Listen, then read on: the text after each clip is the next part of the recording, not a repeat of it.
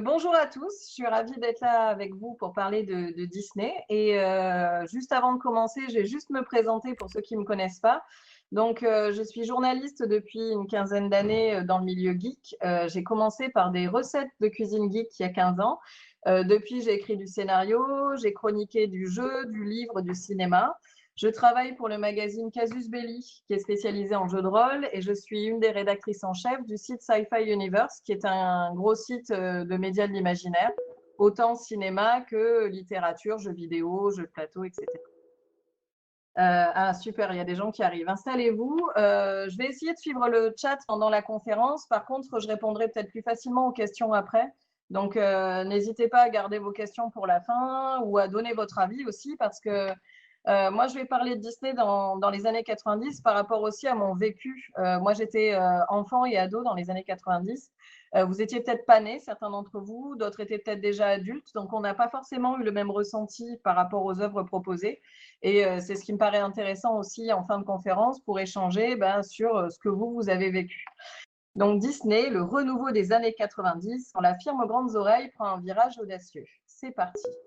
J'imagine que vous reconnaissez les petits personnages à l'écran, quand même emblématiques de cette époque. Et c'est parti, vers l'infini et au-delà, gluant mais appétissant. La vache, où tu l'as dégoté ce cornichon-là? Si vous connaissez ces répliques, alors vous avez grandi dans les années 90 et vous avez été bercé par des longs métrages, aujourd'hui devenus des classiques. Des classiques, voire des films cultes, parce que quand même Disney, c'est pas rien. Aujourd'hui, je vais vous parler de cette décennie parce que c'est une époque où Walt Disney essaie de sortir des stéréotypes. Alors, pas forcément gagné, hein, où elle prenait des risques aussi pour développer des nouvelles technologies qui ont bouleversé l'animation. Et elle a renoué à cette époque avec la fameuse princesse Disney, parce que pendant longtemps, il n'y en a pas eu des princesses Disney. Petite chronologie cinéma que je vais vous laisser à l'écran le temps que je parle rapidement des années 80, parce que pour Disney, les années 80, c'est clairement le creux de la vague. Alors, qu'est-ce qu'on appelle le creux de la vague pour une boîte qui fait des millions d'entrées? Vous allez voir. Donc, dans les années 80, la fréquentation des cinémas augmente, elle explose même. Mais aux États-Unis en particulier, les cinémas, c'est surtout un public masculin. Du coup, les entrées se font surtout avec des films d'action. Le dessin animé est plutôt rare et il fait beaucoup moins d'entrées que les films où les biceps sont luisants et où il y a des explosions non-stop. Donc, le dessin animé est trop rare. Les entrées sont pour le Disney de l'année, même s'il y a d'autres dessins animés à l'époque, notamment l'excellent Brisby et le secret de Nîmes de Don Bluth, que je conseille à tout le monde. Donc, les Disney sortent en été aux États-Unis et fin novembre, le temps de la traduction, donc pour Noël en France. C'est beaucoup moins immédiat qu'aujourd'hui. Les chiffres des fréquentations de salles pour cette décennie sont très mitigés du côté de Disney et du coup, la firme commence à se tourner vers la télévision. En 1981, Roxy Rookie sort, il plaît aux tout petits, mais il ne fait pas énormément d'entrées. Le pire étant 3 ans plus tard, c'est-à-dire qu'il y a 3 années sans Disney, Taram et le chaudron magique qui se plantent magistralement au cinéma. Ce qui est difficile à comprendre au départ parce que Taram, si vous voulez, il est dans la veine des films à la mode à l'époque, comme Legend, Willow, Princess Bride. C'est un film de fantasy. C'est tiré, oui, je suis d'accord, Taram est génial. Il est tiré des Chroniques de Prydain de Lloyd Alexander, qui est un roman qui est pour ados, pas forcément pour enfants.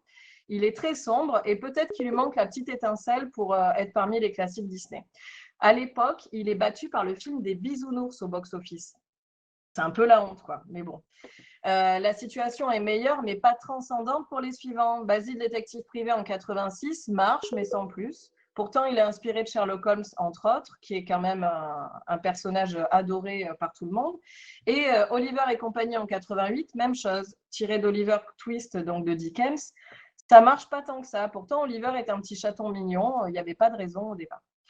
Le gros succès Disney de la fin des années 80, c'est pas un dessin animé traditionnel, c'est Qui veut la peau de Roger Rabbit. Je ne sais pas si vous vous rappelez de ce film où on a un lapin facétieux dans l'Hollywood des années 50. Il est moderne, il est drôle, il mélange film et dessin animé. Et il est coproduit avec Amblin, donc la firme de Spielberg. Et cette fois, ça cartonne. Du coup, ce qui est quand même hallucinant, c'est que ce n'est pas les animaux le problème, c'est peut-être l'aspect vieillot du dessin animé. Et l'aspect vieillot de l'équipe, parce que chez Walt Disney, ceux qui sont là depuis un peu le début, quoi. Et il est temps de moderniser tout ça. Il y a un premier changement qui se fait à la direction, puisque Roy E. Disney, qui est le neveu de Walt Disney, est remplacé de façon pas très voulue, hein, disons qu'on le pousse gentiment dehors, par Michael Eisner, qui est issu de Paramount Pictures, donc imaginez le cadre en costume aux dents qui raclent le sol, qui devient président en collaboration avec Frank Wells, qui est quelqu'un de beaucoup plus posé. Ce duo va fonctionner et dès la fin des années 80, on voit des premiers changements. Alors, je vous mets la chrono rapidement des années 90. Donc, avant d'en parler, vous n'avez peut-être pas vu tous ces films. Certains sont des coproductions. C'est le cas de L'étrange Noël de Monsieur Jack, qui est coproduit avec Touchstone Pictures, qui appartient aussi à Disney et Skellington. Et après, évidemment, des classiques que vous connaissez. Alors, il y a certains qui ont moins marché ou qui sont sortis parfois en France de façon très confidentielle. Je pense à Dingo et Max. Mais globalement, voilà, on a quand même des gros succès dans les années 90. Je pense qu'aujourd'hui, Aladdin et Le Roi Lion restent des grosses références. C'est pas pour rien s'ils ont été refaits avec La Belle et la Bête en film, pour notre plus grand malheur quand même, hein. Mais bon, ça, c'est mon avis. Je pense que s'ils arrêtaient de les refaire en film, on s'en porterait pas plus mal. J'ai très peur pour le Mulan qui arrive bientôt. Alors, la fin des années 90, on a quand même Hercule, Mulan, Mille et une pattes. Si vous ne l'avez pas vu, c'est merveilleux. D'autres films moins connus, c'est-à-dire double film, il est inspiré de la série télé qui était coproduite, alors d'abord par Nickelodeon, puis rachetée par Disney. C'est pas du grand film, mais c'est sympathique. Tarzan, Toy Story 2, etc.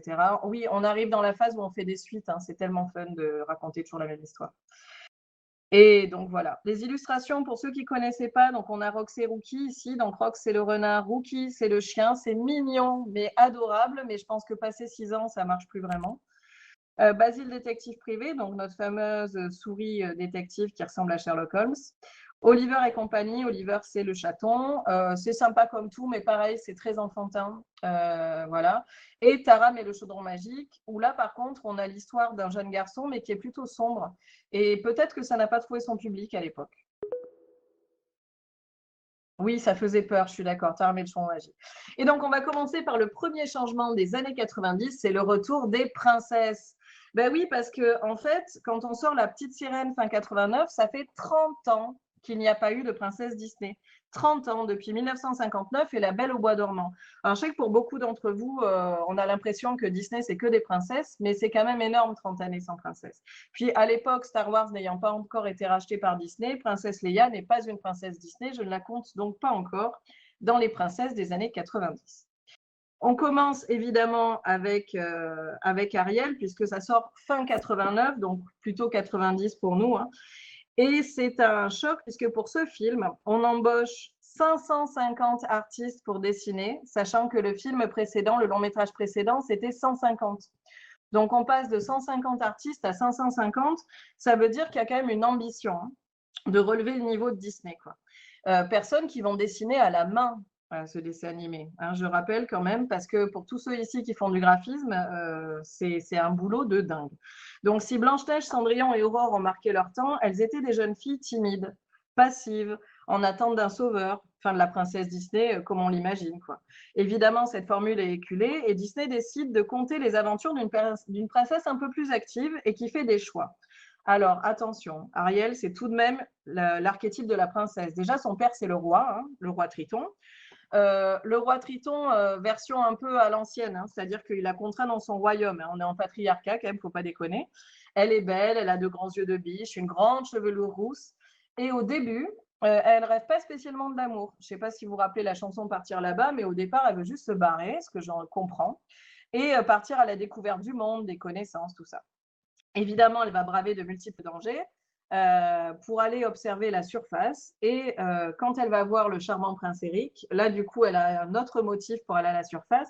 Et elle va aller jusqu'à aller voir la terrible sorcière des mers, Ursula, pour trouver un moyen d'aller marcher sur le sable chaud. Alors, je ne sais pas si vous vous rappelez d'Ursula, mais moi, c'est Muren, je l'ai trouvée totalement flippante. Et s'il y a bien un truc qu'on peut dire, c'est que les méchantes chez Disney sont ultra badass.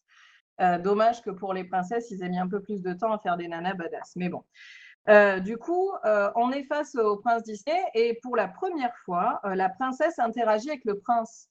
Eric et Ariel deviennent amis, ce qui est plutôt une nouveauté, hein. Je vous rappelle quand même que chez Disney, on partait de loin avec le baiser imposé aux princesses, imposé à Blanche-Neige endormie, à Aurore, etc. Enfin, il faut croire que le consentement, c'était un concept étranger à l'époque. Et donc Ariel, elle, fait ami-ami avec son prince, prend des risques pour partir là-bas. On se rappelle d'ailleurs la chanson sur la liberté. Pour la petite anecdote, Part of Your World, Partir là-bas, a failli être supprimé du film après une séance test en noir et blanc où elle n'avait pas plu au public. Alors qu'aujourd'hui, je pense que c'est une des chansons les plus iconiques de Walt Disney. Donc Ariel, c'est l'adolescence qui veut quitter le cocon familial et son père limite abusif, hein, qui a l'air super sympa comme ça, mais qui est quand même pas hyper cool. Elle veut vivre ses propres expériences et c'est un premier pas vers la libération des princesses, un tout petit premier pas quand même. Hein.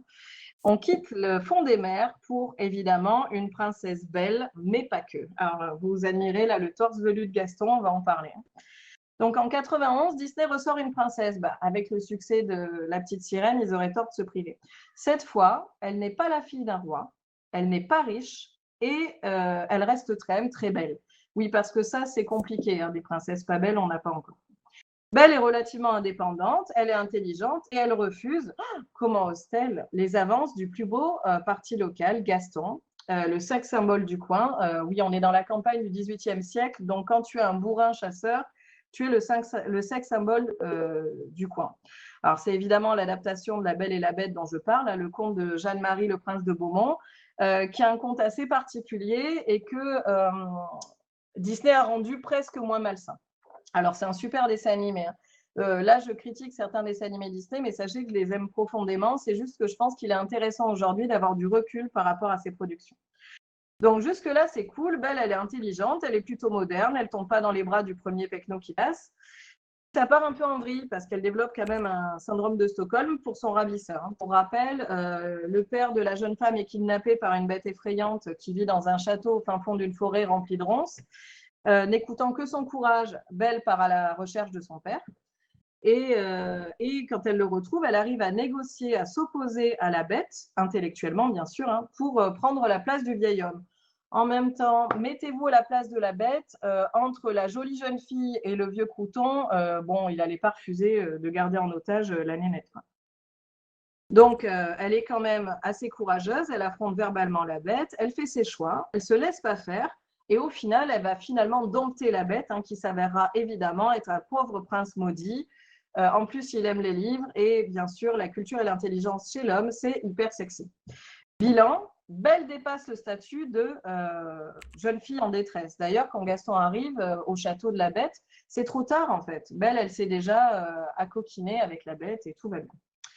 Petit retour quand même sur la fin de La Belle et la Bête. On finit quand même par le mariage qui claque. Hein. C'est très très difficile chez Disney d'imaginer qu'une princesse ne peut pas se réaliser ailleurs que dans un couple. Il faudra attendre la Reine des Neiges, hein, pour que ce soit le cas. Et bon, on est en 91, hein, donc le modèle du mariage, tout est hétéronormé à l'époque, c'est classique, on va dire. Et en ce qui concerne Gaston, quand même, il est assez stupide et arrogant, tel le gueux qu'il est censé être, hein, parce que je rappelle quand même que chez Disney, les pauvres sont machos et un peu concons. Sous-entendu, il est comme ça, mais c'est un plouc, normal. Sauf qu'à la fin, quand on regarde bien le dessin animé, oui, ils ont évité la zoophilie, mais de peu. Hein. La bête est quand même odieuse avec Belle. Et moi, je trouve que c'est assez malsain de lui pardonner sous couvert qu'il est prince et qu'il est riche. Et je pense qu'on ne doit pas pardonner à la bête d'être un con au début du film. Donc, bon, chez Disney, vous l'avez vu, hein, les blondes sont vénales, Belle est intelligente et macho, et Gaston est macho. C'est pas le seul prince à l'être un petit peu. Hein. Ah, Jasmine. Jasmine n'est pas le personnage principal du Disney suivant qui sort en 1992, c'est Aladdin le personnage principal. Mais pourtant, on a enfin une princesse qui a du chien. Je pense que les femmes détestaient Jasmine et les garçons l'adoraient, oui, clairement. Pour la première fois, une princesse Disney est sexualisée, déjà par sa tenue, hein, parce que qu'elle soit en bleu ou en rouge, on voit quand même son ventre et elle a un décolleté, sa démarche. Et lorsqu'elle est aux mains de Jafar, quel méchant merveilleux, elle a une posture qui est quand même hyper équivoque. Enfin, elle joue vraiment de son sex appeal. Hein. On peut regretter quand même, vous le voyez bien sur les images, qu'elle ait une taille de guêpe d'anorexie qui laisse penser que son père ne nourrit que Yago, le perroquet, et pas sa fille. Mais bon, au moins elle est pubère, elle a ses propres désirs et elle a la conscience de son pouvoir de séduction. C'est triste qu'elle se serve que de ça, mais c'est quand même déjà un premier pas. Lorsqu'elle tombe sous le charme d'Aladin, elle assume ce choix. elle va pas changer d'avis, alors que voilà. Donc ça, c'est intéressant aussi. On a face à un personnage quand même qui s'assume. Donc, autre fait remarquable, Aladdin n'est pas un prince richissime au moment où elle craque pour lui. Pas comme les autres grenuges vénales qui se pâment devant Prince Ali, vous vous rappelez, pendant la chanson, là, aux fenêtres. Ah, mon Dieu, qu'il est beau. Et donc, Disney fait des progrès, mais bon, il y a quand même, faut pas rêver, il y a encore un peu de sexisme, hein. Quand Jasmine vit son rêve bleu, à ce moment-là du film, son arc est totalement terminé. Elle va juste être en attente pour être sauvée par Jafar, non, mon Dieu, non, par Aladdin, lorsqu'elle est aux prises de Jafar. Donc, il y a des choses comme ça qui ne sont pas parfaites, mais on progresse. D'ailleurs, au début du long métrage, je ne sais pas si vous vous rappelez, c'est l'image qui est ici, là en bas, vous avez Jasmine qui saute avec une perche entre deux immeubles. Et là, on a Aladdin et Abou qui en restent bouche bée, ils tombent la mâchoire. Mais voilà, Jasmine qui ridiculise le machisme condescendant d'Aladdin, ça pourrait sentir la révolution. Alors, d'un coup, tout est neutralisé. Aladdin prend la main de Jasmine et la guide dans les escaliers. Attention là, gare à la tête. Alors, il est attentionné, je dis pas. Hein. Mais la réponse de Jasmine qui dit rien, en fait, qui sourit, alors qu'elle aurait pu lui dire simplement alors, je sais faire du saut à la perche entre deux immeubles, mais monter des escaliers, c'est trop dur, c'est ça, Aladdin? Enfin bon, voilà. Comme d'habitude, on a un héros super gentil qui est attentionné, mais bon, c'est bon, elle sait marcher toute seule, on n'est pas non plus, voilà, elle n'est pas handicapée physique, donc il n'y a pas de problème. Donc Jasmine a du caractère, mais pas trop. Elle refuse le carcan imposé par la société de son époque, mais pas trop. C'est-à-dire qu'elle est contre le mariage arrangé, mais elle va rester passive face au terrible et exceptionnel Jafar, qui est pour moi un des meilleurs méchants de Disney. Un jour, il faudra que je vous parle des méchants de Disney parce qu'ils sont quand même terribles. Ils sont extatiques. On quitte Jasmine pour un tout autre profil de princesse, c'est Pocahontas. On est en 1995, il s'est passé 3 ans depuis Aladdin. Et cette princesse est inspirée d'une histoire vraie bien plus tragique que sa version animée. Oui, Hadès, il est cool aussi. Ismar, oui, Ismar, elle est cool aussi. En fait, on pourrait parler des méchants Disney parce que là, pour le coup, il n'y a pas de défaut. Enfin, je trouve qu'ils sont tous terribles, alors que sur les héros, parfois, il y a des bugs. Alors, Pocahontas. Donc, déjà, pour la première fois, le personnage principal, hormis Aladdin, est d'une culture différente de la nôtre. À l'époque occidentale, elle a le premier rôle. Jasmine n'avait pas le premier rôle. C'est un progrès, elle est intelligente, indépendante, c'est la porte-parole de sa tribu. Et évidemment, elle est très belle. Hein, je l'ai dit tout à l'heure, une princesse est toujours belle. Sur ce point-là, on a du mal à faire différemment, malheureusement. Toutefois, Pocahontas a droit à une physicalité active. Elle est sportive. Et ça, c'est inédit pour les personnages féminins de l'univers Disney. Elle court, elle saute, elle montre une maîtrise physique de son environnement et elle est valorisée pour ça. Ça, c'est vraiment nouveau. C'est une femme athlétique dans le bon sens du terme, c'est-à-dire pas dans le sens nageuse est-allemande sous stéroïdes. Quoi. Elle est athlétique, elle a un beau port de tête, elle est élégante. Pour l'anecdote, en 93, est décidée la production de Pocahontas, donc 2 ans avant la sortie. L'équipe de Disney a été contrainte, ce qui n'est pas plus mal, hein, d'entreprendre un sensitivity training, c'est-à-dire une formation de sensibilité pour apprendre à se dégager des stéréotypes racistes qui sont couramment véhiculés aux États-Unis sur les Amérindiens et les Amérindiennes, entre autres chez Disney même, hein, qui a fait du western à une époque. Ce sensitivity training va durer les 2 ans de la création et de la production du film. Oui, ça a inspiré de Naomi Campbell, ça explique aussi qu'elle soit canon, carrément. Alors, revenons juste un instant sur la vraie histoire de Pocahontas. Donc déjà, quand elle rencontre Joe Smith, elle a entre 10 et 11 ans. Alors évidemment, il n'y a aucune histoire d'amour entre eux, hein, ça serait de la pédophilie, donc c'est pas possible. De plus, il est loin d'être avéré qu'elle ait sauvé John Smith de quoi que ce soit. Il est pertinent aussi de savoir que durant la vie de Pocahontas, les colons blancs ont décimé et dispersé le peuple Powhatan et se sont accaparés leurs terres. Alors, Pocahontas est un très beau dessin animé.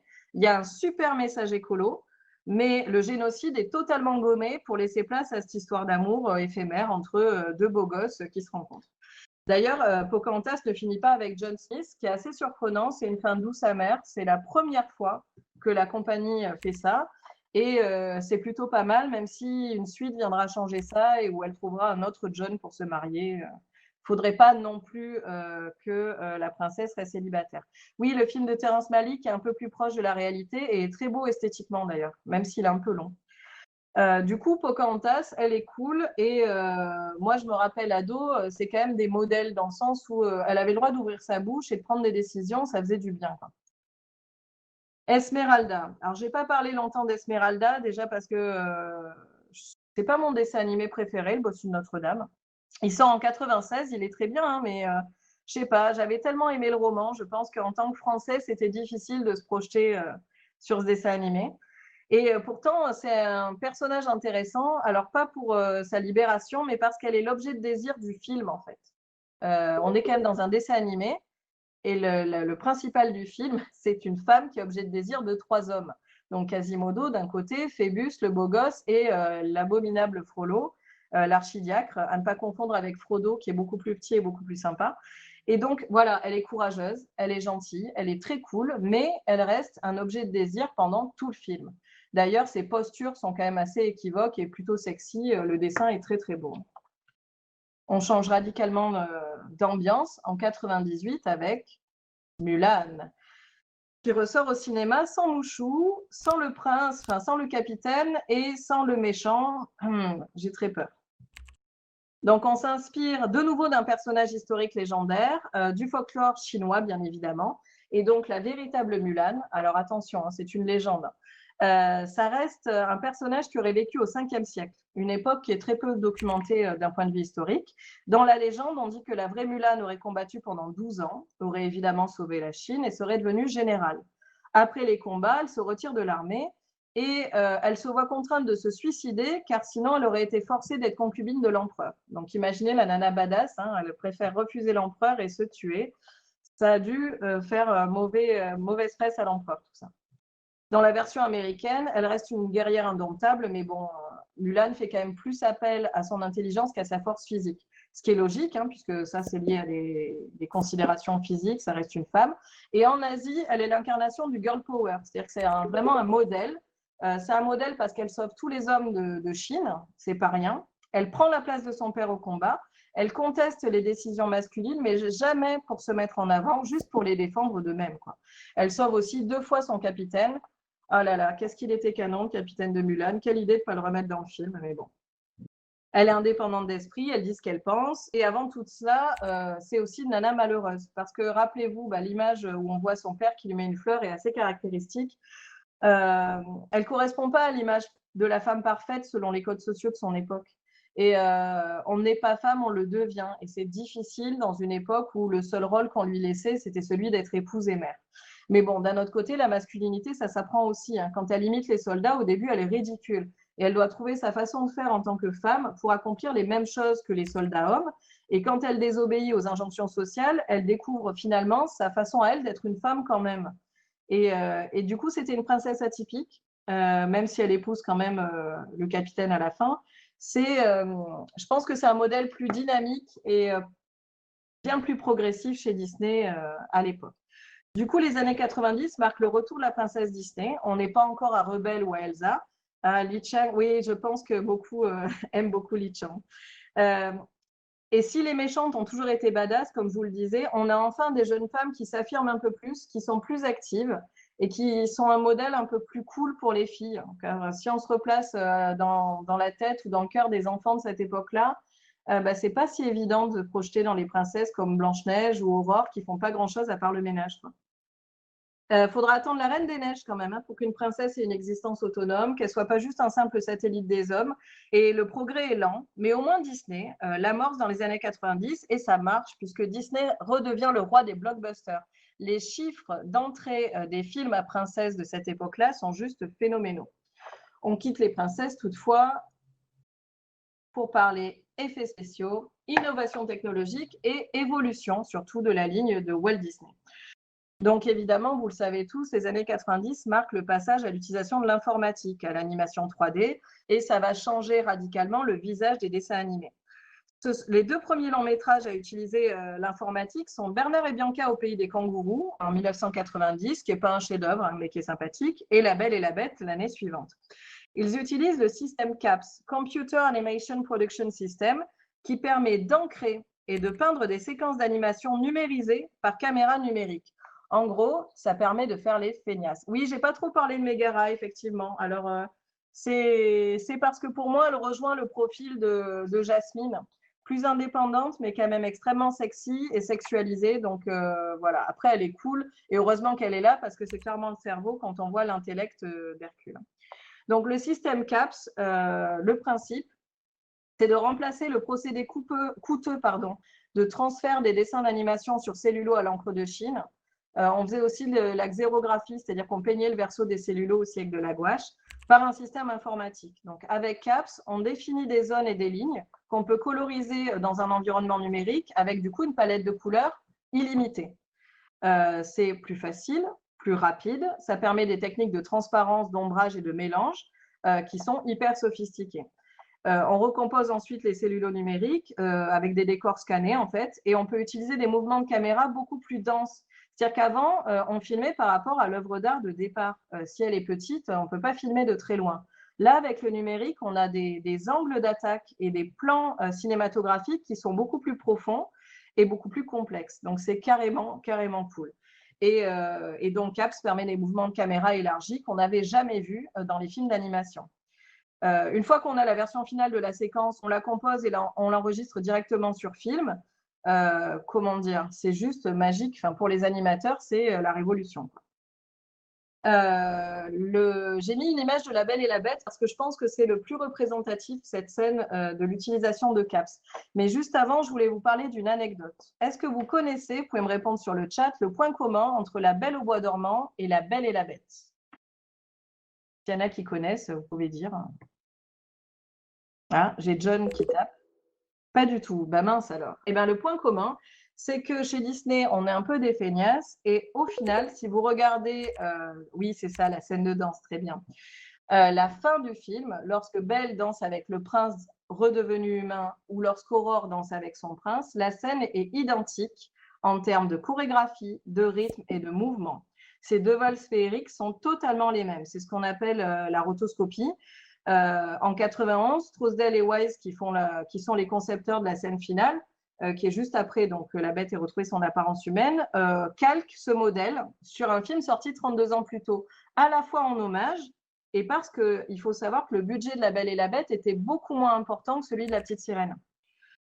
Du coup, c'était un peu compliqué. Et alors, malgré cette copie, alors déjà, ils l'ont fait sur plein de films, et déjà, c'est très beau. Et malgré ça, il faut savoir que La Belle et la Bête a eu une standing ovation lors du Festival de New York qu'il avait été présenté, que ça permet à Disney de renouer avec les Oscars et les Golden Globes, et que voilà, même si on fait ça, c'est pas gênant. Effectivement, dans Merlin l'Enchanteur, avant l'informatique, c'était flagrant dans tous les Disney, on reprenait des scènes. Dans Oliver et compagnie et Le Roi Lion, il y a aussi des scènes communes. Donc voilà, ça c'était intéressant de le savoir, c'est-à-dire que malgré les innovations technologiques, il y a quand même des petites techniques, on va dire des hacks qui permettent d'aller plus vite quand on fait du dessin animé. L'autre scène de danse culte de La Belle et la Bête, c'est celle où les protagonistes valsent sur Histoire éternelle, qui est interprétée par Lucie Delaine. Sur cette scène de bal qui est absolument sublime, on est dans des tons rouge et or, et c'est troublant de réalisme parce qu'on a des reflets, on a du mouvement, on a des plans dans toutes les directions, et on n'a jamais vu ça dans les années 90. Moi, je me rappelle avoir été scotchée au cinéma en me disant waouh, c'est vraiment un décor en 3D, ce que j'avais jamais vu avant. C'est une prouesse technique, merci Caps. Et résultat, les deux héros évoluent avec fluidité, les mouvements de caméra les suivent et on a une scène qui est magique. Là, c'est vraiment le moment où on se rend compte qu'ils tombent amoureux. En plus, le côté romantique de tout est beau. On va réutiliser les techniques animées pour le premier personnage non vivant animé. Alors, c'est le tapis volant d'Aladin. Si vous vous rappelez de lui, c'est quand même un personnage absolument merveilleux.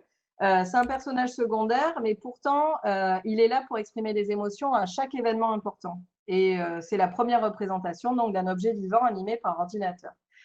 Au départ, ça ne devait pas être le cas.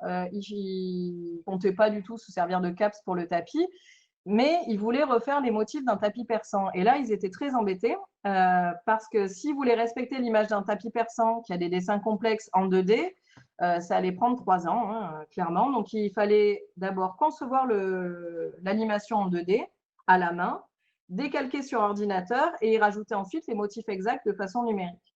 Et ce que j'aime beaucoup, moi, chez ce personnage du tapis, c'est que l'utilisation de la 3D le rend extrêmement vivant et en fait un personnage de pantomime qui est le mode d'expression classique traditionnel chez Disney. Très visuel, très dans l'émotion, il exprime ses sentiments à chaque fois qu'il bouge, dans sa démarche, ses pliures, avec ses houppes. D'ailleurs, les 4 houppes, elles, sont animées en 2D, qui font un peu comme ses pieds et ses mains. Et ça en fait un personnage extrêmement attachant. Et la Carpette, comme dit le génie, est sûrement un des plus beaux personnages secondaires de Disney. On va parler d'un autre dont j'ai pas mis de photo tout de suite. Alors, je laisse sur le tapis. Il y a aussi le troupeau des gnous. Vous savez, ceux qui ont tué Mufasa là, dans la falaise, et c'était horrible comme scène. La séance est spectaculaire. Vous vous rappelez, donc, ces gnous par centaines qui dévalent le défilé. Et c'est une scène qui a demandé 3 ans de travail à l'équipe du film.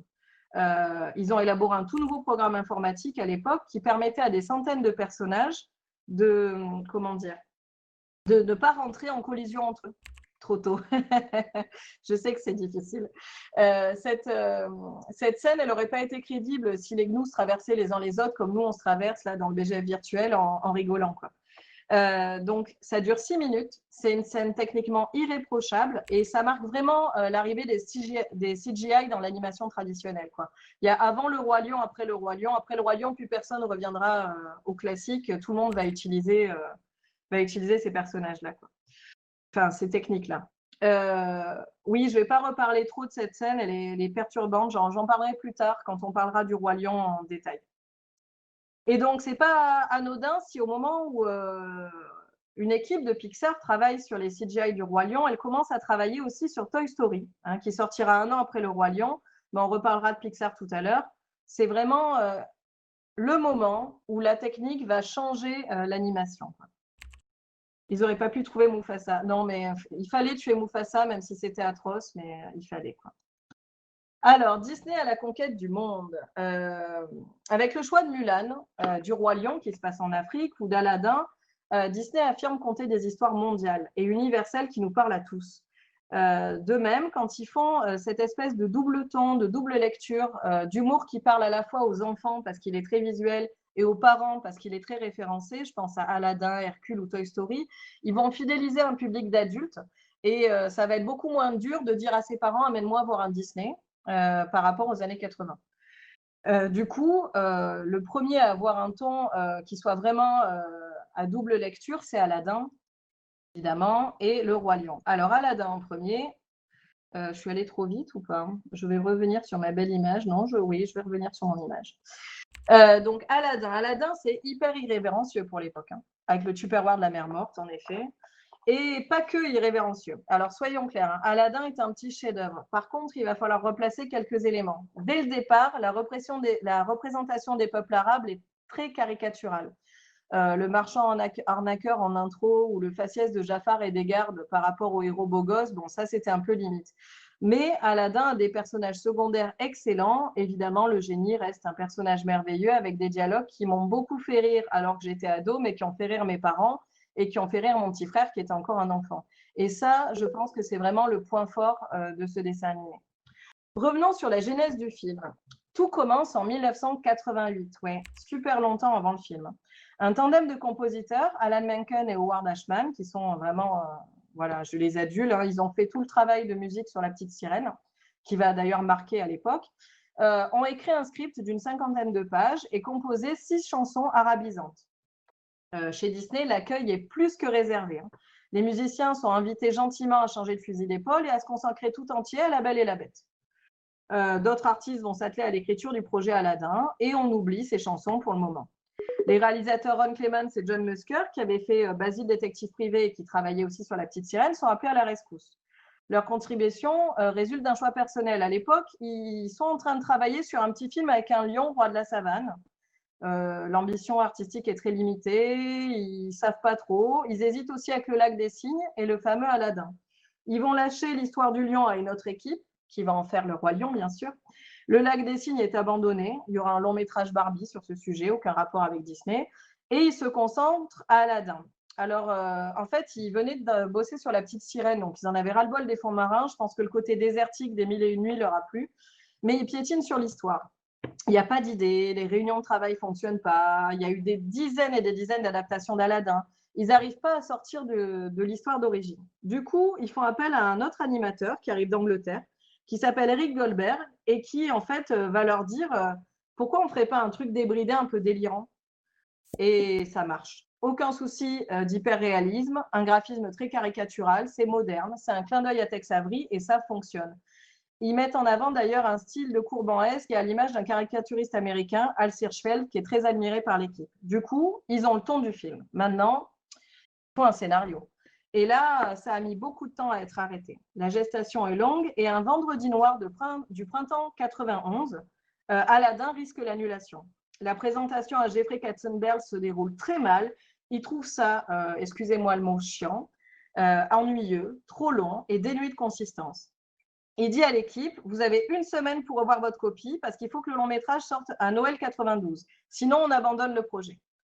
De nouveaux scénaristes sont appelés, Terry Rossio et Ted Elliott. Vous les connaissez peut-être parce que ce sont les scénaristes de la série Pirates des Caraïbes. Ils sont appelés en renfort. Ils vont modifier le récit qu'ils jugent trop proche du conte. Ils vont éliminer la mère d'Aladin, en faire un orphelin. Et effectivement, ça a du sens quand on voit le dessin animé ensuite. Et l'histoire remaniée va être acceptée. Katzenberg impose quand même un choix de dernière minute. Il demande à ce qu'Aladin soit un adulte. Au départ, Aladin, dans le conte, c'est un garçon d'une douzaine d'années et le rôle de sa mère est très important. Katzenberg leur dit « Je veux un jeune homme et je veux qu'il ait une histoire d'amour ». Évidemment, rappelons-le, Disney, c'est de la romance. Et au royaume de Disney, les histoires de princes et de princesses obéissent à des codes intangibles. Pas question d'avoir donc des enfants, pour le moment, en héros. Et donc, une fois que le scénario est mis au point, le problème, c'est la bande-son. Pif, on retourne voir Menken et Ashman et leurs 6 chansons arabisantes. On va en prendre 5. Il y en a une qui ne sera pas prise, qui s'appelait Proud of Your Boy, parce qu'elle parlait de la relation d'Aladin avec sa mère. Forcément, on ne peut pas la récupérer, parce que ça ne collerait plus avec l'histoire. Pour l'anecdote, Howard Ashman est mort du sida le 14 mars 91 et il ne saura pas que sa chanson n'est pas prise, puisque la suppression du rôle de la mère date de quelques jours avant son décès. Il laisse quand même 3 magnifiques chansons Disney, un Nuit d'Arabie qui ouvre le conte, Je suis ton meilleur ami et le fabuleux Prince Ali. Je pense que c'est quand même un grand nom de la chanson de cinéma et c'est intéressant. Et puis surtout, c'est un des premiers gars connus, entre guillemets, qui meurt du sida avec Freddie Mercury et d'autres. Et pour le monde d'Hollywood, c'est une bascule.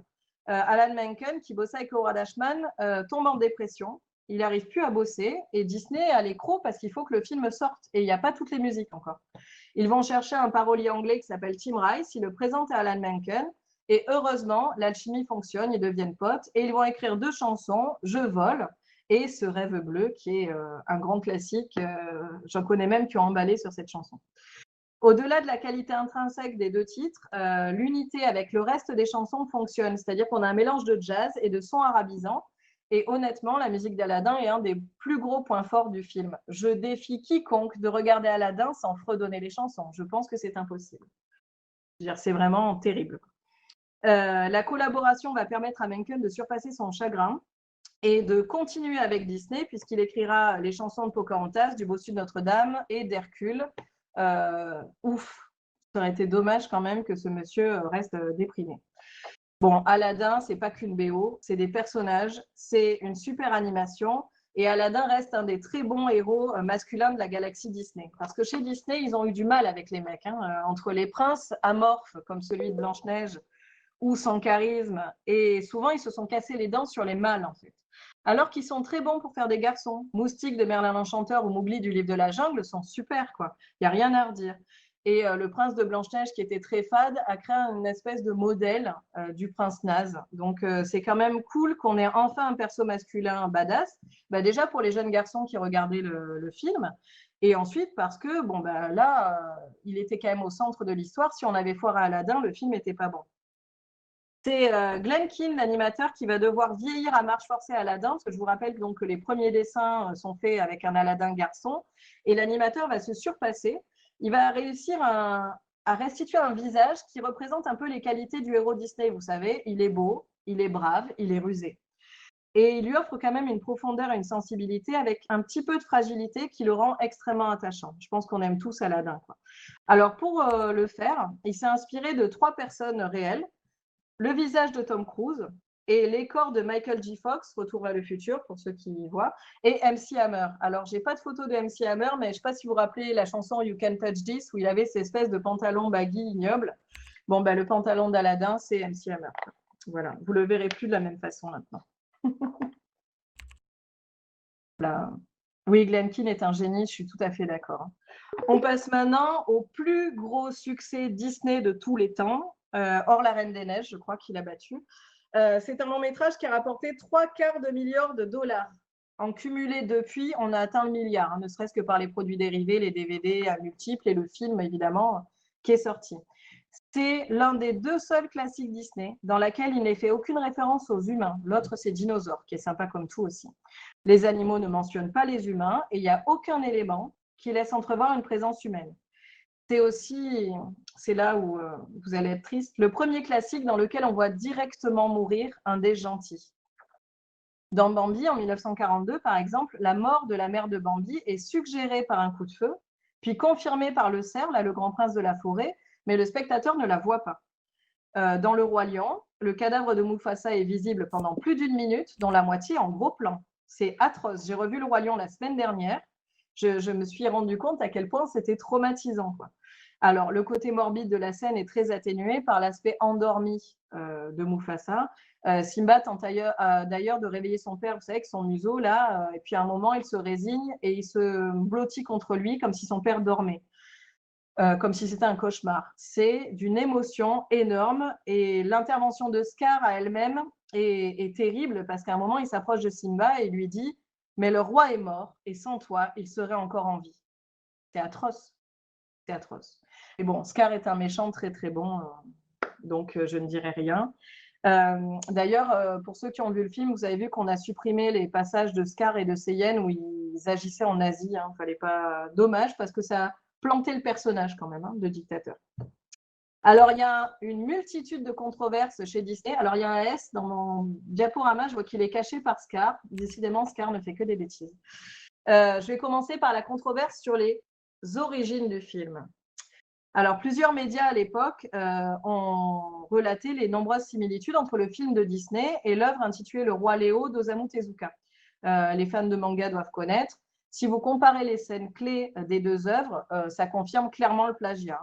Mais officiellement, la position du studio Disney est que toute ressemblance n'est pure coïncidence. Bon, j'ai pas d'avis là-dessus parce que forcément, quand on raconte l'histoire de quelqu'un de jeune avec un parcours du héros, on tombe vite dans les mêmes choses, mais tout de même. Le Roi Lion et Le Roi Léo, c'est très similaire. Alors, Le Roi Léo, pour la petite histoire, c'est un manga de 1951 qui a été adapté en long métrage animé dans les années 60. Il est très sympa. Le héros s'appelle Kimba. On n'est pas loin de Simba quand même, hein, sachant que Simba, c'est le terme swahili pour lion, hein, donc on n'est pas non plus... voilà. Et Mandy, le sage de la jungle qui veille sur Léo, est aussi un vieux mandrill comme Rafiki. Voilà, donc on est quand même très proche. Mathieu Broderick, donc l'acteur qui faisait la voix anglaise de Simba, avait déclaré qu'il pensait avoir été sélectionné par Disney pour un remake du Roi Léo. C'est une série qu'il connaissait, il en avait parlé à ses proches, et à sa décharge, les esquisses préliminaires présentaient Simba comme un lion blanc. Et il y avait aussi des scènes similaires, par exemple le rocher du lion, la chute du haut de la falaise, les ronces. C'était tellement proche, si vous voulez, que même l'acteur embauché pour le rôle principal pensait jouer le Roi Léo. Il a même été évoqué que Disney aurait payé le studio Tezuka Productions pour éviter des poursuites. Yoshihiro Shimizu, qui est le patron de Tezuka, a réfuté ces rumeurs, expliquant que, évidemment, son humble société était trop petite pour se lancer dans une bataille juridique contre le géant américain. Mais bon, je pense que sur la réalité, on ne saura jamais, mais le plagiat est quand même crédible, quoi. Le scénario du Roi Lion est aussi très proche de l'histoire légendaire de Sundiata Keita, qui décrit les origines de l'Empire du Mali, aussi avec un héros qui est un lion. Il y a quand même des variantes. Le scénario de base serait, d'après Disney, inspiré des histoires de Joseph et Moïse de la Bible et d'Hamlet de Shakespeare. Alors pour Hamlet, je vois tout de suite. J'avoue que pour Joseph et Moïse, c'est pas hyper flagrant non plus, à part l'errance dans le désert. Voilà. Il y a un journaliste américain qui s'appelle Christopher Vogler, qui a écrit un livre qui s'appelle The Writer's Journey, qui est vraiment très intéressant et qui parle des conseils qu'il avait donnés à l'époque au studio Disney. Donc, studio Disney l'avait embauché pour des conseils et c'est lui qui avait dit vous devriez ajouter des éléments d'Hamlet au Roi Lion. Et c'est peut-être ce qui fait la différence entre le Roi Léo et le Roi Lion, notamment la place de Scar, qui est assez forte.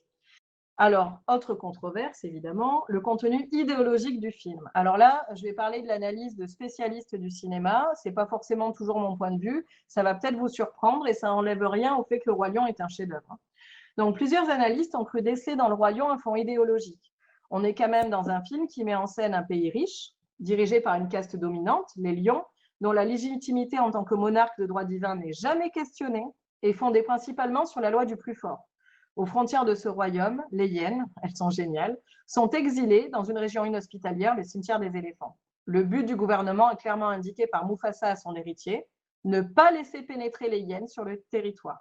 Si on remet sur des politiques actuelles, ça fait penser le film un peu différemment. Pierre Barrette, donc, qui est un professeur de cinéma très, très connu en France, fait une analyse du film dans lequel il met en évidence l'idéologie conservatrice et les stéréotypes associés qu'on peut résumer en 3 thèmes. Sexisme par genre, hiérarchisation selon la race, du moins les races animales soutenues par des propos pseudo-écologiques, et les modèles politiques qui opposent la monarchie de droit divin de Mufasa et une espèce d'anarchie punk des hyènes, sachant que quand Scar prend le pouvoir, il devient quand même un dictateur. Selon Barrett, le film est avant tout une quête initiatique pour Simba de type canonique, avec un axe spatial, il part en exil et revient, un axe temporel, il grandit. Nala est assimilée dans ce schéma à la récompense du héros, un objet d'accès à la sexualité. Pauvre Nala, elle ne mérite pas ça. Le père de Simba, Mufasa, est un roi et un père, mais il est aussi associé à des forces plus abstraites, les ancêtres, une forme de divinité quand il est dans les étoiles. Et le duo Timon et Pumba, eux, représentent le surmoi, l'intelligence par Timon et le saphrodien avec le corps et les désirs incontrôlés de Pumba. Évidemment, Pumba, il fait que péter partout, donc il conforte ce rôle de saphrodien quand même. Les hyènes, elles, sont à la fois les adjuvants nécessaires parce qu'elles créent un système d'antivaleurs et d'ennemis, et en même temps, c'est un royaume à part. Thierry Petit, un autre analyste, va plus loin et dit que leur système social semble fondé sur un matriarcat. C'est vrai que le commandement est donné à la femelle, Shenzi, et si vous écoutez Le Roi Lion en anglais, les voix sont plus féminines. En français, ils ont mis des voix masculines. C'est un peu le monde inversé, vous voyez, c'est le bordel chez les hyènes, on fait n'importe quoi, c'est les femmes qui dirigent. Chez les lions, c'est l'ordre, tout est beau, nickel, les zèbres se cambrent devant les lions, enfin tout va bien. Barrett indique que le film positionne le spectateur enfant en héros qui, à l'heure de son parcours initiatique, découvre des valeurs profitables, voire nécessaires, comme le réalisme pragmatique, l'individualisme, la religion, le sens des responsabilités et le libre arbitre. Évidemment, très américain, ces valeurs, et c'est une analyse très poussée. Quand on est gamin, qu'on va voir le film, je pense qu'on trouve ça juste méga cool et on a peur de Scar et des hyènes. Ça, on peut le voir avec du recul en revoyant le film. C'est pour ça que j'ai tenu à revoir Le Roi Lion. Et effectivement, il y a des choses qui sont vraies, mais c'est quand même une analyse poussée très loin. Enfin, la dernière controverse, si vous ne la connaissez pas, elle va vous faire rire, c'est la controverse récurrente sur l'apparition du mot sexe, S-E-X, pendant le film. Vous savez, lorsque Timon, Pumba et Simba sont allongés dans l'herbe et regardent les étoiles, Simba a un petit coup de blues, il décide de partir à l'écart et il se laisse tomber avec tristesse sur un rocher. Il provoque un nuage de graines et de poussière, et pour certains, alors attention, si vous regardez Le Roi Lion sur Disney+, cette scène, ce n'est plus visible. Certains disaient qu'on voyait le mot sexe, d'autres qu'on voyait le mot SFX. Les réalisateurs de la scène affirment que c'est le mot SFX qui est l'abréviation d'effets spéciaux, Special Effects. Mais en tout cas, ça a donné un buzz assez phénoménal sur l'Internet naissant. Imaginez la fin des années 90, quand tu attends pendant un quart d'heure que ton mail charge ou que ton forum charge et que tu prends quand même le temps de rigoler parce que dans Le Roi Lion, il y a le mot sexe qui buzz sur le ciel. Bon, c'est... Bon, voilà, nouvelle version, on ne le voit pas. Si certains ont des vieux DVD qui font du visionnage garanti, ils pourront peut-être voir et nous dire si c'est vraiment sexe ou SFX qui était marqué. Disney continue avec donc des dessins animés pour les parents, bien sûr, continue avec des collaborations fructueuses.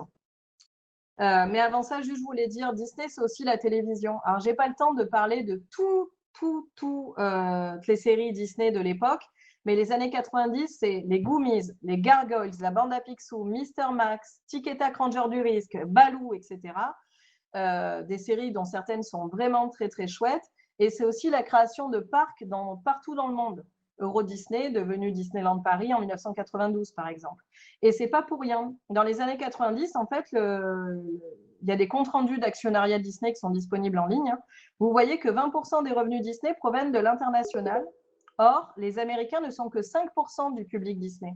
Du coup, Eisner et compagnie se disent oh là, il y a de l'argent à se faire et ils vont faire deux choses. S'étendre à l'international et commencer à collaborer avec des artistes à la mode pour élargir leur base de spectateurs. Du coup, c'est la rencontre avec l'univers de Tim Burton pour le fabuleux Étrange Noël de Monsieur Jack en 1993. Un long métrage d'animation au look gothique que Disney n'assumera pas et qu'il produira sous le label Touchstone, qui leur appartient aussi, parce que le label historique Disney est jugé un peu trop décalé par rapport à ce long métrage. Alors, il faut savoir que Tim Burton, à la sortie de l'école, il est embauché chez Disney. Il va écrire une parodie du poème de Clement Clarke qui est The Night Before Christmas pour ce long métrage, L'étrange Noël de Monsieur Jack. Et à l'époque, on lui dit non mais ça va pas, on va pas faire ça chez Disney. Il s'inspire aussi de Dr. Seuss, c'est l'auteur américain qui a fait Comment le Grinch a volé Noël. Donc il réfléchit à ça. Les mecs de Disney lui disent bah, t'as qu'à faire un court-métrage si tu veux te faire plaisir. Il va faire Vincent en 1982, qui est un petit court-métrage qui est vraiment très très chouette et très gothique. Déjà, on est dans l'ambiance graphique de Burton, mais malheureusement, comme Disney n'est pas prêt à faire l'étrange Noël de Monsieur Jack, Tim Burton part, laisse de côté ce projet et va sortir quelques films qui vont le faire remarquer à Hollywood, comme Batman et Édouard aux mains d'argent. Bizarrement, il se fait un nom dans le cinéma et début des années 90, lorsqu'il évoque le fait de faire l'étrange Noël de Monsieur Jack, c'est les mecs de Disney qui lui disent si tu veux, nous on le finance, mais pas sous notre label. Michael Eisner, en fait, il a de l'ambition pour le studio et il veut ce film. C'est juste qu'il ne veut pas que ce soit estampillé Disney parce que à l'époque, ce n'est pas considéré pour enfants. Et d'ailleurs, l'étrange Noël de Monsieur Jack n'est pas pour les plus jeunes. Enfin, si tu veux comprendre vraiment le propos, c'est compliqué. Oui, il a bossé sur Taram et le chaudron magique, ce qui explique peut-être qu'il a été très sombre et que les enfants aient eu peur. Donc voilà, la collaboration se passe bien. C'est plutôt quelque chose de très. Enfin, c'est plutôt un film qui est devenu culte après.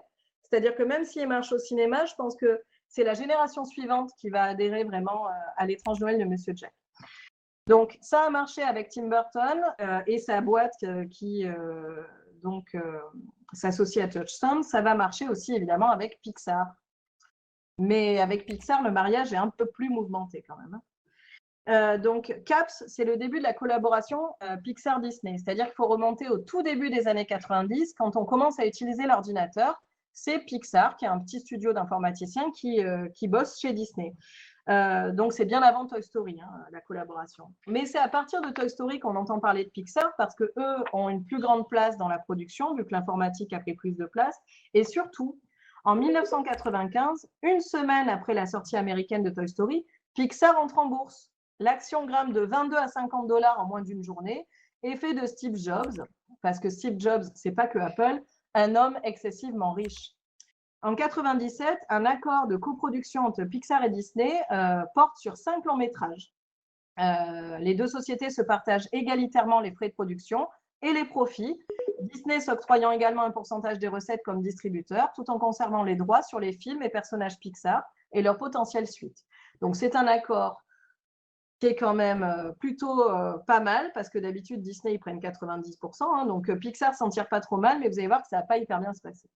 Dans le cadre de cet accord sortent, là on déborde un peu des années 90, Mille et une pattes en 98, Monstres et compagnie en 2001 et Le Monde de Nemo en 2003, qui aura d'ailleurs l'Oscar du meilleur film d'animation. Les Indestructibles en 2004, qui aura aussi l'Oscar du meilleur film d'animation, et Cars en 2006, qui voit le jour donc sous l'étiquette Disney Pixar. À la clé, c'est près de 3 milliards de recettes mondiales en salle, c'est énorme. Et pourtant, la tension monte entre les deux partenaires. La tension remonte à 99 et à Toy Story 2. Initialement pensé comme un direct to DVD, vous savez, les années 90, c'est l'année des suites pourries qu'on a directement en cassette vidéo. Et donc là, en 99, en DVD. Le film est amélioré et finalement, Toy Story 2 sort en salle. Sauf qu'il n'est pas intégré au contrat de coproduction, malgré l'insistance de Pixar. Oui, il est génial quand même, Toy Story 2, on est d'accord. Du coup, Pixar, comme le film n'est pas intégré au contrat de coprod, ne touche pas de sous. Enfin, pas la partie dividende récupérée avec les places de ciné. Les relations conflictuelles entre Steve Jobs et Michael Eisner mettent à mal aussi la collaboration entre les deux entités. Bref, le torchon brûle, les négociations patinent et en 2004, Pixar annonce publiquement qu'ils veulent un nouveau distributeur pour les films post-Cars. Ça passe mal. Et Disney, de son côté, dit bah, écoutez, nous, on va faire Toy Story 3 avec ou sans vous. Cette tension va avoir deux conséquences. Michael Eisner est dégagé. À l'époque, Roy Disney, petite vengeance personnelle de s'être fait virer 20 ans avant, balance que Michael Eisner, le dirigeant actuel de l'Empire Disney, mettait en péril le partenariat avec Pixar. Il était incapable de gérer et d'entretenir des relations cruciales en termes de créativité. Pas très sympa, Roy. Tu es vindicatif, c'est pas bien. Et donc, c'est Robert Iger qui va prendre la place. Et cette fois, il y a un vrai rapprochement entre les deux boîtes, un rapprochement, on va dire, d'OPA, hein, puisque le 24 janvier 2006, Pixar est acheté par Disney pour 7,4 milliards de dollars. C'est énorme. Et elle est intégrée à la famille Disney. Robert Iger leur lâche quand même de l'indépendance, à la fois créative et géographique, puisqu'ils ne sont pas au même endroit que Disney. Et donc, Pixar devient un studio de développement de Disney qui a une certaine liberté. Tant mieux, parce que depuis, Pixar a fait de très bons longs métrages. Autre conséquence, Steve Jobs entre au conseil d'administration de Disney. Ed Catmull prend la tête de Walt Disney Animation Studio et John Lasseter obtient le poste de responsable de la création pour Pixar, Disney et les parcs d'attractions. En gros, l'équipe à la tête, elle change, elle est mixte et ça change les choses. Alors, John Lasseter, c'est vraiment un amoureux de l'animation. Il a été biberonné au classique de l'oncle Walt et je pense qu'il a donné une belle impulsion à Disney. Et pour Robert Iger, le PDG, Disney impose ainsi la culture unique de Pixar qui, depuis 2 décennies, a permis l'éclosion de certains des films les plus réussis et innovants de l'animation. L'ajout de Pixar rehausse de manière significative la division animation de Disney, qui est un moteur de créativité essentiel pour entraîner la croissance de nos activités.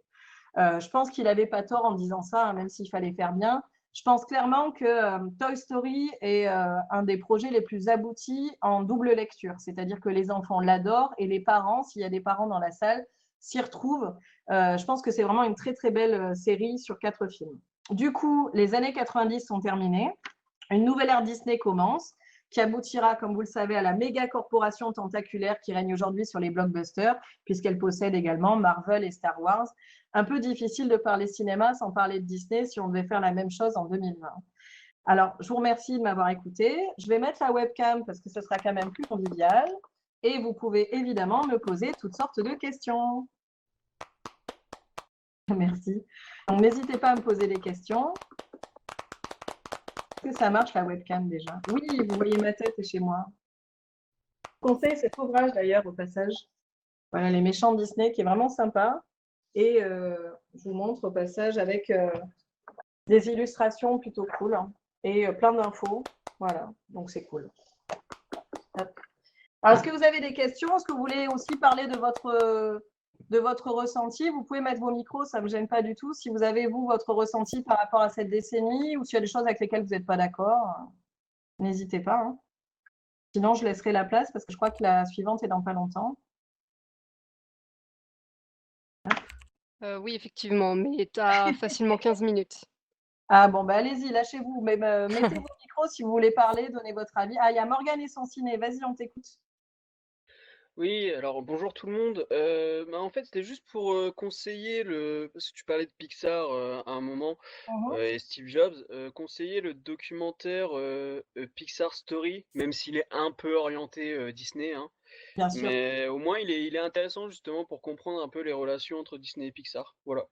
Oui, sur Disney+, vous avez aussi Walking Sleeping Beauty qui parle des années 80 et du réveil de Disney qui commence à comprendre que s'ils évoluent pas, ils vont juste mourir.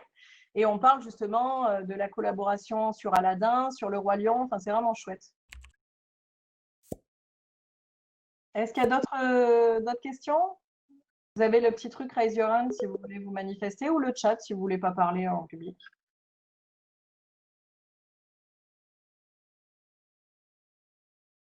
Alors, il y a 2 personnes qui tapent. N'hésitez pas à me poser des questions, même si ce n'est pas spécifiquement sur les années 90, ça ne me dérange pas.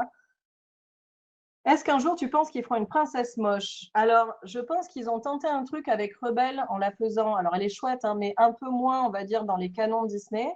Ils se sont pris des retours sur Internet qui étaient assez rudes, donc je pense que c'est pas pour tout de suite, hein. Si on a une princesse moche un jour, ou ça sert vraiment la narration, ou alors la direction de Disney, ils ont trop bu la veille et ils ont accepté, quoi. Mais moins menu, ça serait déjà pas mal, oui, parce que il y a toujours évidemment du racisme et du sexisme latent dans les œuvres de cinéma, même aujourd'hui. C'est difficile de faire autrement, malheureusement, même si les gens essaient, font des efforts. Sur tout ce qui est grossophobie et corps féminin, il y a énormément de travail. Quand on fait des jouets Disney, on fait de la princesse Barbie, hein. Et en fait, je pense que tant que le jouet représentera la femme comme une nana anorexique qui a le droit de manger un gâteau par semaine, on aura du mal. Mais ça serait bien parce que je pense vraiment qu'ils ont tout à gagner à faire des personnages qui nous ressemblent plus et auxquels on peut s'identifier, quoi. Surtout quand on est jeune. C'est-à-dire que nous, on a le recul ici dans la salle, on a un âge où on a le recul par rapport à ce qu'on voit. Je pense qu'entre 4 et 12 ans, tu n'as pas ce recul et tu as envie d'être ces personnages-là. Donc autant leur montrer des modèles qu'ils peuvent atteindre, pas des modèles où il y a besoin d'aller vomir après le repas pour pouvoir leur ressembler, quoi. Personnellement, moi, j'ai des os au niveau des hanches. J'ai du mal avec les gens enfin, quand on voit même des films où on gomme à ce point la féminité, quelle tristesse, quoi. On s'en moque d'être maigre ou gros. Enfin, si le héros, il est cool, que le personnage est bien écrit, j'ai envie de dire, son physique, c'est vraiment du détail, au final.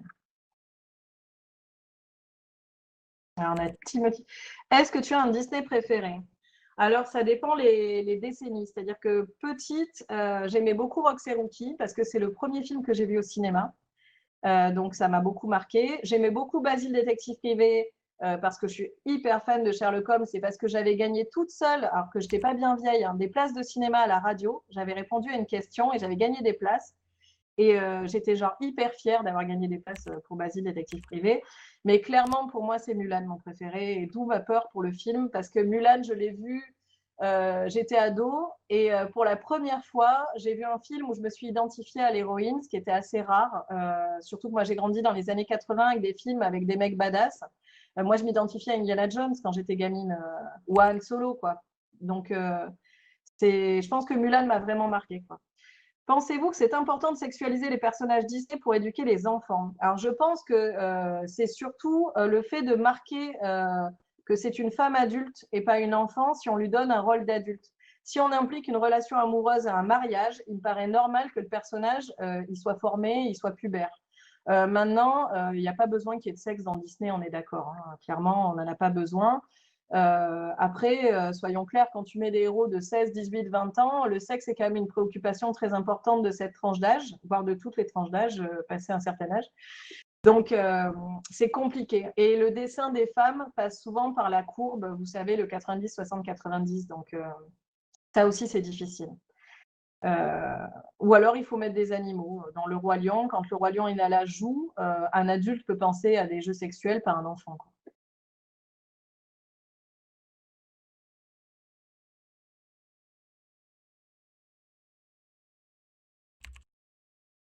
Alors, est-ce que vous avez d'autres questions? La Reine des Neiges est un entre-deux que je trouve avec Anna qui ne voit et Elsa qui s'en fiche. Oui, alors la Reine des Neiges, c'est particulier parce qu'ils ont fait un choix avec Anna qui a une posture, on va dire, qui est dans une situation hétéronormée classique. C'est une jeune femme, elle tombe amoureuse, elle vise le mariage, mais sans que ça empêche qu'elle ait son caractère et qu'elle fasse ses choix, elle est plutôt indépendante. Et Elsa, qui pour la première fois est un personnage qui ne se réalise pas pour plaire ou pour obtenir un prince charmant, qui lutte presque plus contre elle-même que contre un méchant. Et enfin, c'est un super personnage. Il y a rien à redire. Et moi, ce qui m'a plu, c'est qu'elle réussisse à avoir une fin heureuse tout en restant célibataire. Alors, j'ai absolument rien contre le fait d'être en couple ou en célibat. Ça ne me gêne pas qu'elle n'ait pas d'histoire gay. Il y avait eu tout un buzz comme quoi il fallait qu'elle soit lesbienne. Non, en fait, il faut juste qu'elle soit elle-même. Et si elle est heureuse en étant seule, il n'y a aucun mal à ça. Comme le fait qu'Elsa soit heureuse avec son amoureux qui est un peu bené mais qui est gentil. Et si un jour on a une princesse qui épouse une autre princesse, bah, tant mieux aussi, parce que ça voudra dire que finalement, c'est pas ça le plus important. Le plus important, c'est le personnage tel qu'il est, j'ai envie de dire, la sexualité des persos, voilà quoi. Tu tombes amoureux de qui tu tombes amoureux et ça, c'est pas tellement important. C'est bien que Disney commence à évoluer là-dessus, c'est long, mais ils ont un tel impact au niveau mondial que je pense que c'est vraiment le rôle de ces sociétés-là de cinéma qui font rêver les gens d'assumer d'aller vers la modernité aussi, quoi. Même si on peut se prendre des haters sur Internet ou bon, dès qu'on sort de la norme, c'est toujours un peu compliqué. Attends, voir si c'est une question qui est tapée.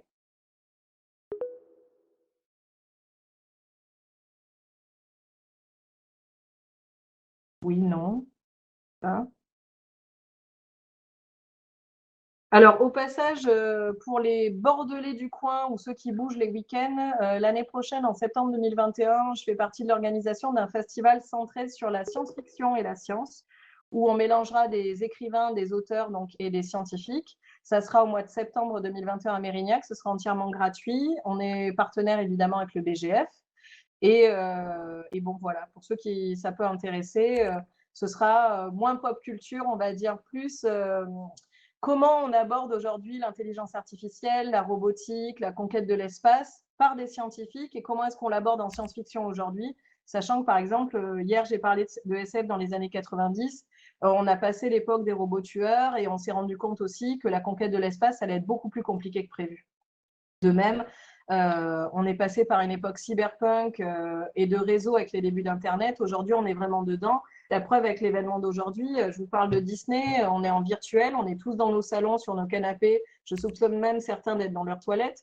Donc voilà, ça sera un festival de 3 jours, vraiment pour que vous puissiez voir en même temps des auteurs et des scientifiques. Ça s'appelle Hypermonde, Hypermondes. Voilà, et ça sera sur la place principale de Mérignac et au sein de la médiathèque pour les conférences. Il y aura plein d'éditeurs d'imaginaire, ActuSF, Mouton électrique, Catalante, etc. Et voilà, pour ceux qui aiment aussi lire et pas que regarder des Disney, ça peut être sympa. Voilà, si vous n'avez... Avignon, tu as une question, prends la parole, ce sera plus simple.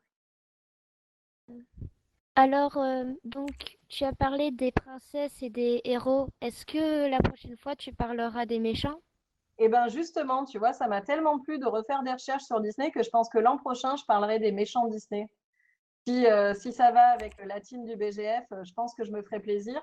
Et ça sera l'occasion de voir aussi de qui ils sont inspirés et un peu leur arc narratif. Parce que l'histoire des héros, souvent, elle est aussi tragique. Et on n'en parle pas assez de ces héros de ces méchants qui souffrent, je pense. Et oui, je parlais d'Hadès, d'Isma, de Jafar, d'Ursula, et puis des vieux méchants Disney aussi, parce que la reine d'Aladin, la reine de Blanche-Neige, elle est plus vieille que Jafar d'Aladin, mais elle est cool aussi. Et elle est vraiment méchante pour le coup.